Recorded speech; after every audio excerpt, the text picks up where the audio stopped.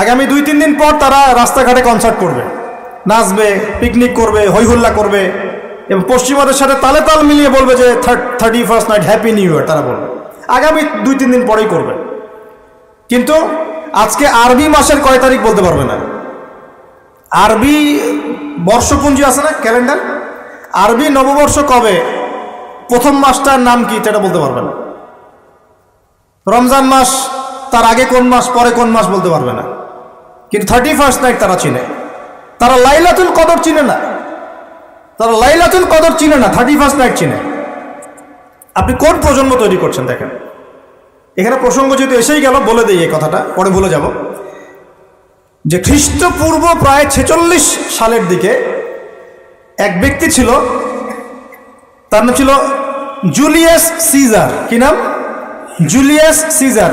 এগুলো আমি আসলে অনেকদিন আগে পড়েছি, আমার মাথায় এত লাইভলি নাই, আর এগুলোর চর্চা করা আমি বন্ধ করে দিয়েছি। আমাদের ফিলোসফি কিছু বই ছিল, এগুলোতে হিস্ট্রিগুলো ঘাটা ছিল সবগুলো, আর হিস্ট্রির একজন গভীর ছাত্র। তো এই জুলিয়াস সিজার নামক এক ব্যক্তি ছিল, যে আসলে সিজার নামক এক দেবতার উপাসনা করত। কথা বুঝতে পারছেন? ওদের অনেক দেবতা ছিল, এরকম একটা দেবতার নাম ছিল সিজার। ওর নামে সে নামকরণ রেখেছে জুলিয়াস সিজার।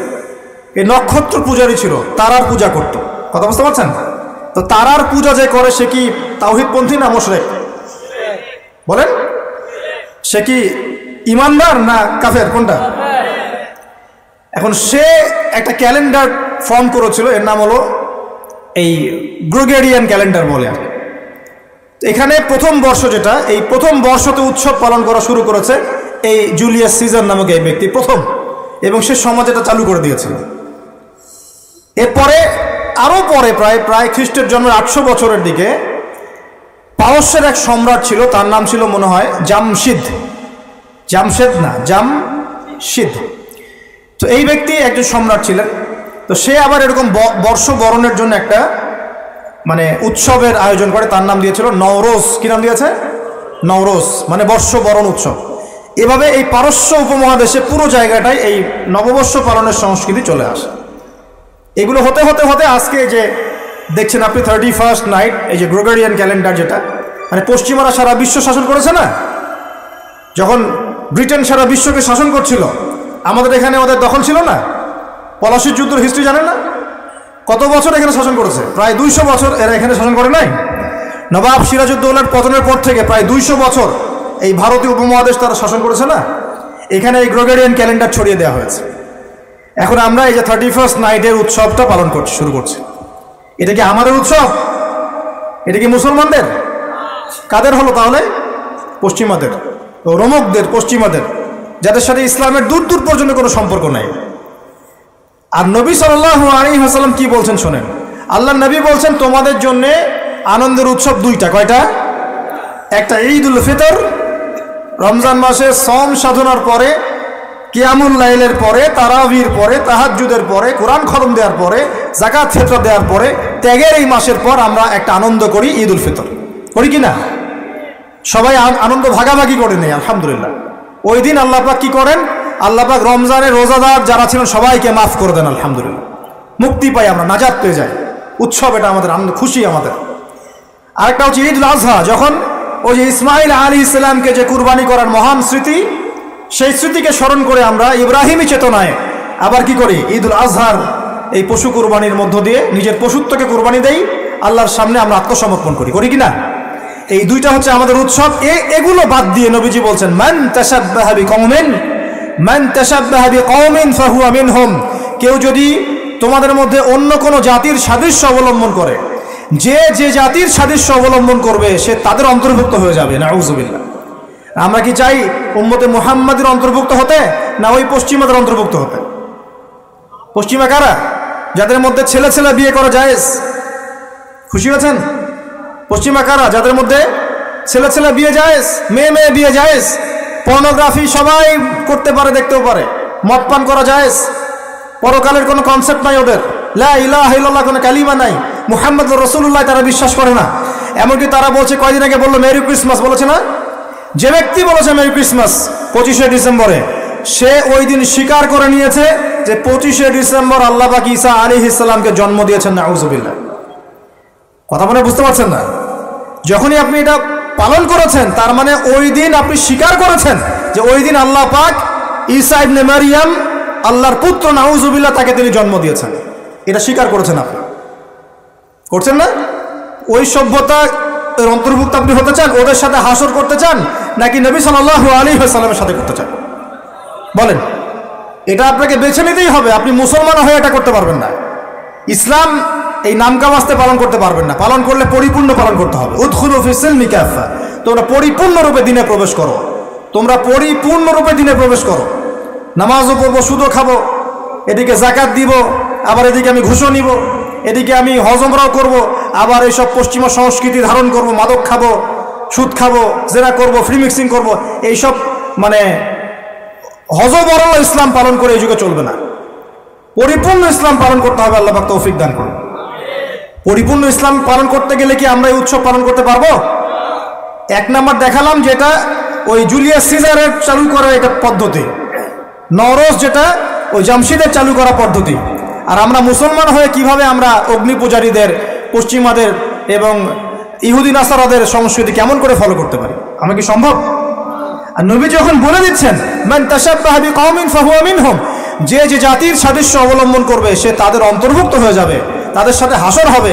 আমি কি তাদের সাথে হাসর চাই নাকি নবীর সাথে হাসর চাই? এবার আল্লাহ পাক কি বলছেন সেটাও শুনে নেন, তারপরে সামনে যাই। খুব গৌর করে শোনেন। আল্লাহ পাক সূরা মাঈদার 51 নম্বর আয়াতে বলছেন। কত নম্বর আয়াত বলেন? কোন সূরা? সূরা মাঈদার কত নম্বর আয়াত? আয়াতটা ভালো করে হজম করেন। আল্লাহ পাক বলছেন ইয়া আইয়ুহাল্লাযীনা আমানু, হে মুমিনগণ। মুমিন কারা? আমরা মুমিন না? আমরা আল্লাহয় বিশ্বাস করি না? ফেরেশতায় বিশ্বাস করি না? আসমানি কিতাবে বিশ্বাস করি না? নবী রাসূলে বিশ্বাস করি কিনা? আমরা পরকালে বিশ্বাস করি? আমরা কি ভাগ্যের ভালো মন্দ বিশ্বাস করি? আলহামদুলিল্লাহ আমরা মুমিন ইনশাআল্লাহ। বলেন আলহামদুলিল্লাহ। এই মুমিনদেরকে আল্লাহ পাক বলছেন ইয়া আইয়ুহাল্লাযীনা আমানু, হে মুমিনগণ, লা তাত্তাখিযুল ইয়াহুদা ওয়ান নাসারা আউলিয়া, তোমরা ইহুদ এবং নাসারাদেরকে বন্ধুরূপে গ্রহণ করো না।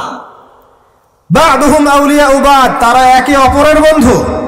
ওয়া মান ইয়াতাওয়াল্লাহুম মিনকুম ফাইন্নাহু মিনহুম, তোমাদের মধ্যে কেউ যদি ওদের দিকে মুখ ফিরায় সে আমাদের অন্তর্ভুক্ত না, তাদের অন্তর্ভুক্ত।